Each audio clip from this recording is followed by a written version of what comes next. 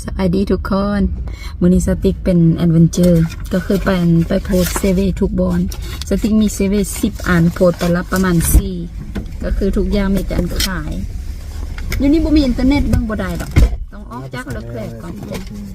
อันละยืนละแล้วก็เควินว่ามีอันโรงงานอยู่ไกลๆบ้านว่าสั่นก็สุขดีเพราะว่าถ้าได้เฮ็ดเวียกอยู่โรงงานสิดีคือกันเพราะว่าเฮาเคยเฮ็ดนะแล้วก็มักอีกไปตอนเช้าแล้วกลับตอนแรกสินะบ่มักเฮ็ดเวียกเฮ็ด3 ชั่วโมงหยุด3 ชั่วโมงเฮ็ดก็ไปสินะมันเสียเส้นไปต่อตอนนี้เอามาอันโพสอยู่ห้างเลอแคลร์ล่ะแต่ว่าเพราะว่าเขาเอาฟอร์มมาเขียนไปเขียนฟอร์มก่อนว่าอยากเฮ็ดหยังสิจะมีลายถามเขาจะอยากถามเป็นสัญเฮาอยากได้สัญญาหยังมันมีสัญญาระยะสั้นระยะยาวแล้วก็มันมีลายอัน position มันมีลาย post มันมีลายตำแหน่ง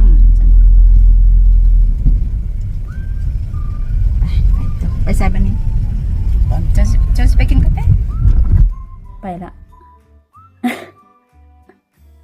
แต่ลกทุกคนก็คือคนแก่ที่มาหาเซาติกตอนนั้นมาอีกแล้วผู้หญิงแล้วคนแก่แบบเขาเจ้ามาเผยแพร่เกี่ยวกับศาสนาสินะมาเกี่ยวกับความเชื่อไปละ2 คนแต่โบแมนคนดำอันเทื่อนี้เป็นเทื่อที่3แล้วทุกคน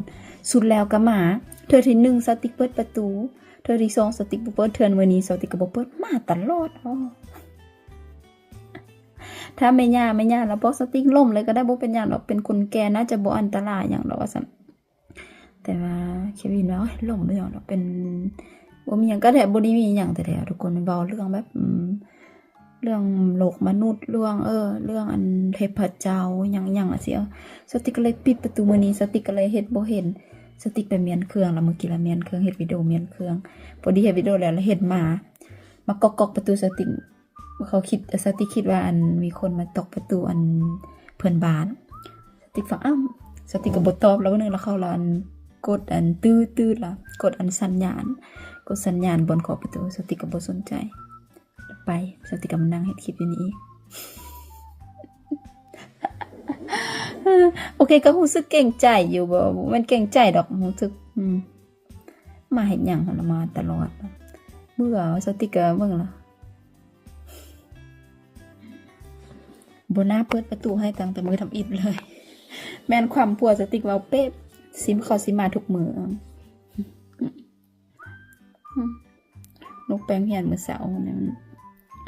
อันมื้อวานนี้ลูกสาวสติกแล้วทุกคนลูกสาวสติกมาล่ะแบบเวลาไปนอนล่ะว้าวจมมาเป็นหยังมาบ่ไปรับเพราะว่าสติกบ่ได้ไปรับอัน2 มื้อแล้วบ่มาเป็นหยังมาบ่ไปรับอันลูกกับอันลูกโรงเรียนสินะเป็นหยังแม่บ่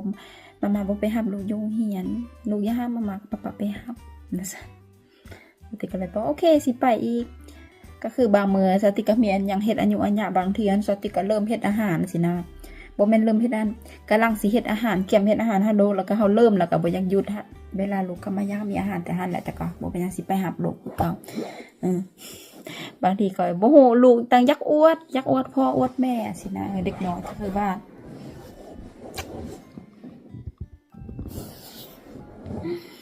สติกเยี่ยมเบิ่งอันไปทางใดว่าซั่นแล้วว่าเราอยู่อพาร์ตเมนต์อันกองทางรถไฟหั่นว่าซั่นแต่ก็ยากเป็นคนแก่เกลือแล้วคนแก่คนก็บ่มีเวียกล่ะทุกคนเมื่อวานนี้สติกไปอันสมัครงานนี่ล่ะได้ไปสมัครงานอยู่โรงแรมไปเป็นเด็กเสิร์ฟลองสมัครงานเด็กเสิร์ฟบ่ตอนนี้สติกสมัครงานหมดทุกบ่อนเลยก็คือคิดที่ว่าสมัครอันเวียกที่ว่าตัวเองสิเฮ็ดได้สินะแต่ก็ไปสมัครไว้ก่อนเนี่ยคะแนนมีคนโทรมาไปสัมภาษณ์แล้วก็คอยเบิ่งไปก็คอยถามไปว่ามีอยากมาหยังเนาะเฮ็ดได้แล้วก็ได้เฮ็ดบ่ได้ก็บ่ได้สินะสมมุตินี้ก็คือไปนั้นเมื่อวานนี้อยู่ไกลๆบ้านในห้องแฮมอยู่ไกลๆอันไกลๆบ้านอยู่ไกลๆแมคโดเลยแต่ว่าสติกเห็นอยู่เว็บไซต์มันแจ้งเตือนเขาจะเอา2 พนักงาน2 ตำแหน่งก็คือ1เป็นแม่บ้าน2อันเป็นพนักงานเสิร์ฟอาหารเวลาถือว่าโอเคแต่เวลาแบบหมดมือแบบสติกมักสติกก็เลยไปปุ๊บเลยเห็นปุ๊บแล้วสติกก็ไปยืนเซเวไปโอเค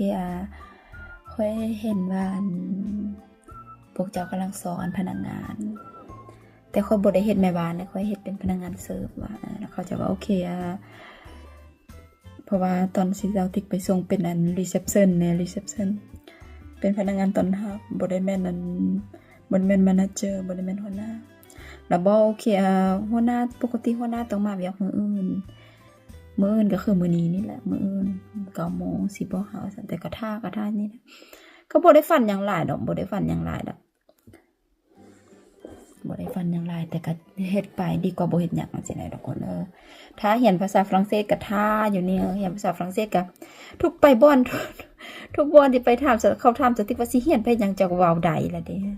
แต่สติกเว้าว่าสติกอยากเขียนสติกเขียนบ่ได้เก่งจังซี่นะเขียนแบบบ่ดีว่าซั่นกับตอนที่อันเทื่อที่2นะที่สติกไปถามเรียนภาษาฝรั่งเศสอันสวยนั่นนี่นะคะอยากเรียนอยากเกียมไปสอบอยากได้ B1 B2 จังซี่เขาบอกว่าถ้าตอนเดาอีที่ไปแล้วสักเขาถามเจ้าสิเรียนหยังจะก็เว้าได้ล่ะเด้เพราะว่าตอนไปเขาถามบ่มีล่ามบ่ผัวบ่มานำบ่ได้มีล่ามมันบ่ใส่ว่ามาบ่แล้วก็ล้มกันไปแล้วสติกก็บอกโอเคถ้าบ่เข้าใจล่ะสิบ่ว่าบ่เข้าใจแล้วลงไปลงมาแล้วก็เข้าใจเหมือนแล้วเขาจะว่าถ้าสิเรียนภาษาฝรั่งเศสเฮ็ดหยังสติกก็บอกเรียนเถื่อว่าอยากได้เวียกที่ดีนะตอนนี้ก็มีแต่เป็นแม่บ้านก็เลยแบบบ่อยากเฮ็ด5มื้อเจ็บจังซี่ก็บ่เขาก็จะบ่เขาจะรู้ยากเขาจะก็บอกว่าโอเคตอนนี้แบบมันเป็นซีซั่นมันเป็นเทอมนะทุกคนก็คือปีนี้มันปิดแล้วมันปิดเทอมแล้วเริ่มมันซีซั่นเริ่มเปิดเทอมมาก็คือเดือนเก่าสิแบบนี้ก็สติกก็เลยได้ท่าเดือนเก่าแล้วก็เมื่อวานนี้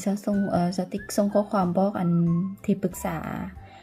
คนว่างานคือกันว่าโอเคตอนนี้เขากำลังเฮ็ดโดเซ่แล้วที่เจ้าบอกค่อยเฮ็ดเอกสารนะที่เราบอกสติกเฮ็ดแล้วก็กลับมาตอนนี้ค่อยได้คำตอบจากอันบอนนั้นว่าโอเคค่อยต้องท่าเดือนเก่าจึงได้เรียนภาษาแล้วก็ถ้าเจ้ามีบอนใดบ้างเจ้าสามารถอันสมัครให้ค่อยเลยลงทะเบียนให้ค่อยเลยบอกไปซื่อๆนั่นแหละทุกคนตลกแล้วว่ามิดจิลีเด้อเห็นบ่ทุกคนบ่ได้มีรถมีหยังก็คือว่าอะไรเวลานี้ถ้าอยู่ในเมืองแปลกขนาดอยู่บ่นี่บ่มีรถมีหยังแต่ถ้าเข้าไปในเมืองไม่ป้าไปคนแบบย่างเบียดกันรถบ่มีบ่อนจอดในเมืองก็ว่าเป็นคนท่องเที่ยวคนมาเที่ยวถ้าเฮ็ดเวียกทุกคนสติกสิมื้อนี้สติกสิอันไปเก็บมากองุ่นมาตำบ่อยากกินข้าวบ่อยากกินน้ำบ่ฮู้เป็นหยังทุกคนอยากปุ้มปุยอยากตุยอยากอันเพิ่มกิโลแต่ว่าอันบ่หิวแต่ได้มันแล้วบ่หิวกินก็ได้บ่กินก็ได้ถ้ามื้อใดที่มีอันมักไหมแบบส้มกินส้มสิอยู่ในบ้านยังไงสติบ่กินข้าวกินแต่มักเผ็ดกินแต่ตำขิงใส่กะปิใส่อันจำกินสิแซ่บแล้วบ่เตืองสิกินข้าวเลยบ่ฮู้ชื่อจังได๋ให้มันกินข้าวแซ่บไปหันก็อยากไปถามแบบสติเคยไปถามว่าอยากกินข้าวแซ่บเขาจะว่าบ่มีอยากกินข้าวแซ่บเขาจะว่า ต้องกินข้าวอยากได้กินข้าวแซ่บเขาจะว่าบ่มียาที่ช่วยเขาดอมแม่ทุกคนอยู่พี่ละบ่ว่าสิเฮาสิไปถามหยังสิมันบ่ได้มีนะสมมุติว่าอยู่บ้านเฮาแล้วมันสิมีแล้วครีมทาหน้าหยังล่ะสิโอเค7มื้อแล้วเห็นผลหรือว่า14มื้อเห็นผลล่ะสินะอยู่พี่ดาวไปถามมันบ่มีเขาจะบ่ได้โฆษณาแบบนั้นเพราะว่าสติกเคยไปถามว่าโอเคแบบตอนนี้เสียกิโลหลายแล้วอยากซื้อยาอย่างมากินที่มันแบบเห็นให้มันกินข้าวเสร็จที่ให้มันเพิ่มกิโลนะเขาว่าบ่มีขณะในหมอก็ว่าต้องกินข้าวในหมอว่าต้องกินข้าวทางเดียวก็คือต้องกินข้าวกินข้าวขานกินข้าวคนคน